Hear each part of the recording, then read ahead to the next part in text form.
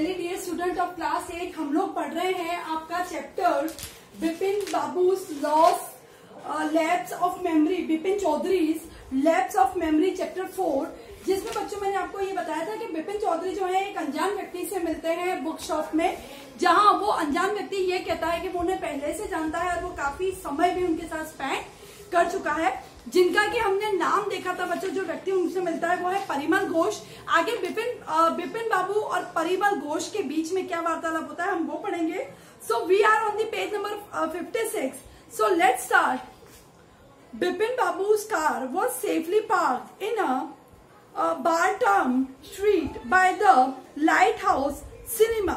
तो बिपिन बाबू की जो कार है वो बटरेम स्ट्रीट, बटरेम जो गली है वहां पे उन्होंने पार्क की है बड़ी सेफ रूप से, बड़ी सुरक्षित तरीके से। He hold the driver as he got into the car। जब तक वो he hold the driver as he got into the car, just drive by the Ganga। Will you Sitaram driving up the strain road? Bipin Babu regretted having paid so much attention to the intruder।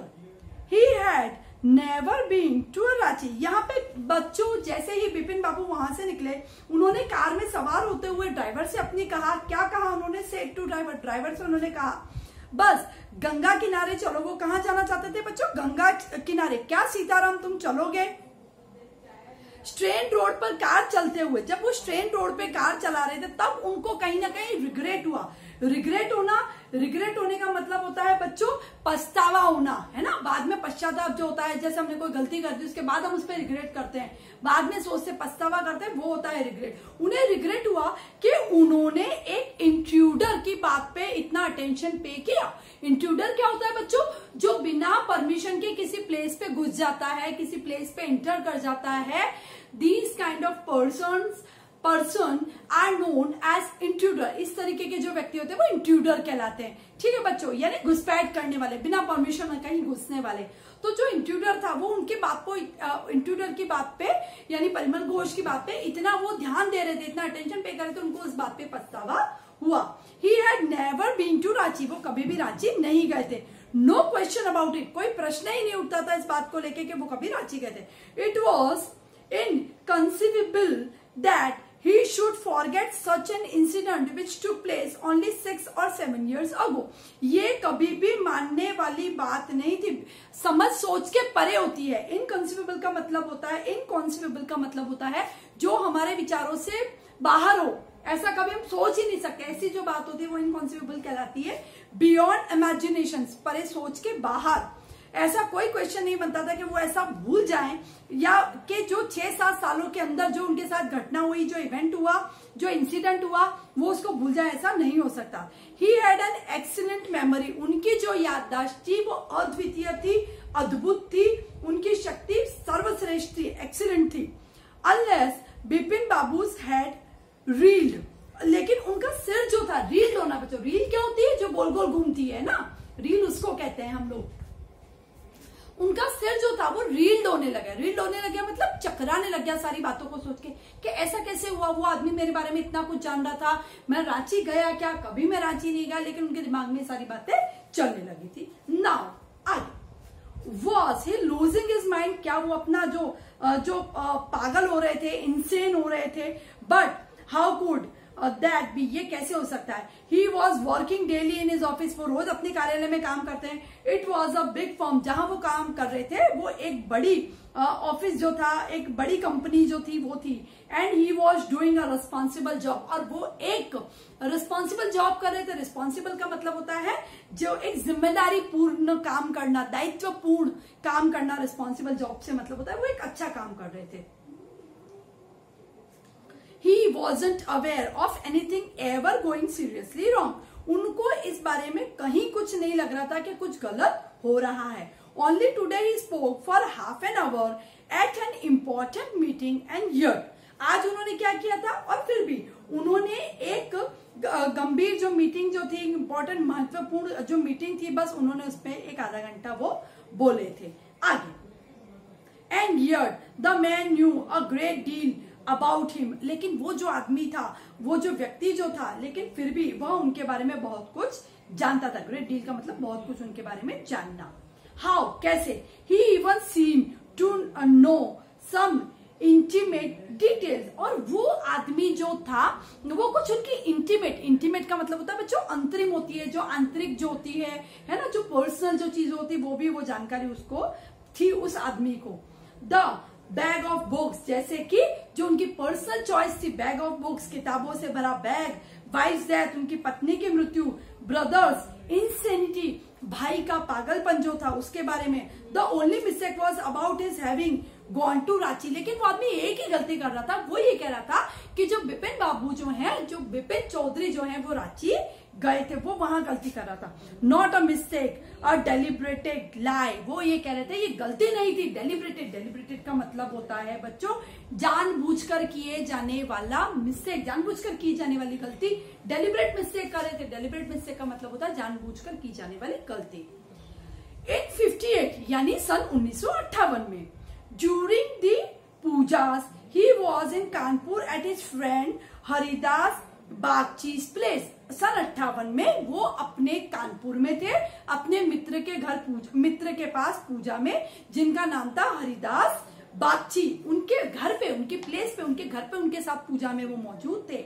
All Bipin Babu had to do was write to no, there was a no way of writing to Haridas. कोई chance नहीं था बच्चों, कहीं कोई गलती नहीं थी। All Bipin Babu had to do was write to no, there was a no way to writing to Haridas. क्या कर सकते थे वो, सिर्फ हरिदास को लिख सकते थे, हरिदास से कोई जानकारी कर सकते थे या पत्र लिखे। आगे, Bipin Babu suddenly remember that Haridas had left with his wife for Japan some weeks ago. और बिपिन बाबू को साथ साथ में ये भी विचार आया कि मैं कैसे हरिदास को पत्र लिखूंगा। हरिदास जो है अपनी पत्नी के साथ कुछ समय पहले ही जापान जा चुका है, कुछ सप्ताह पहले वो जापान जा चुका है। he did not have his address, और साथ साथ में ये भी परेशानी थी बिपिन बाबू के साथ कि बिपिन बाबू के पास हरिदास का पत्र नहीं था। हरिदास कौन था बच्चों, हरिदास जो थे बिपिन बाबू के कानपुर के मित्र थे, जिनके साथ सन 58 में वो उनके घर पे पूजा में शामिल थे। बिपिन बाबू उनसे पत्र लिख के जानकारी लेना चाहते थे कि क्या हुआ उस ड्यूरेशन में, सन 58 में क्या हुआ था, वो कुछ जानकारी लेना चाह रहे थे, लेकिन उनके लिए वो पॉसिबल नहीं था क्योंकि हरिदास जो थे वो जापान जा चुके थे कुछ सप्ताह पहले, और बिपिन बाबू के पास उनका एड्रेस यानी पता भी नहीं था। तो यहाँ बच्चों हमने देखा कि बिपिन चौधरी जो है वो अब दुविधा में पड़ चुके, कहीं ना कहीं उनको रिग्रेट हो रहा है, पछतावा भी हो रहा है कि मैं भी कहाँ इस पागल की बातों को सुन रहा हूँ, लेकिन अब उनके दिमाग में वो चीजें रीड होने लगी, उनका सिर जो है वो चकराने लगा है, और कहीं ना कहीं उनको ऐसा लग रहा है कि मुझे इस चीज की जानकारी लेनी चाहिए। So now we have 2 question from this paragraph. So let's start from chapter 5 what did. हम लोग स्टार्ट करते हैं बच्चों, आपके 2 क्वेश्चंस हैं जिनको हम अभी करेंगे। So now we have questions from chapter 4 what did Bipin Babu regret. Bipin Babu को किस लिए पछतावा हो रहा था, पश्चाताप क्यों हो रहा था, रिग्रेट करना, पश्चाताप करना, क्यों उनको पश्चाताप हो रहा था। हमने पढ़ा बच्चों कि बिपिन बाबू एक इंट्रूडर यानी घुसपैठिया जो था उसकी बातों को सोचने समझने लग गए, उसकी बातों पे विचार करने लगे, उनको इस बात का पछतावा था। बिपिन बाबू रिग्रेटेड द फैक्ट दैट, इस सच्चाई से वो रिग्रेट कर रहे थे that he had paid much attention, उन्होंने ज्यादा ध्यान दिया था, ज्यादा अटेंशन पे किया था टू द इंट्रूडर। ये वर्ड आपको बहुत अच्छे से बच्चों दिमाग में बैठ जाना चाहिए। इंट्रूडर का मतलब होता है घुसपैठिया, a person who entered a place without anybody's permission is known as intruder.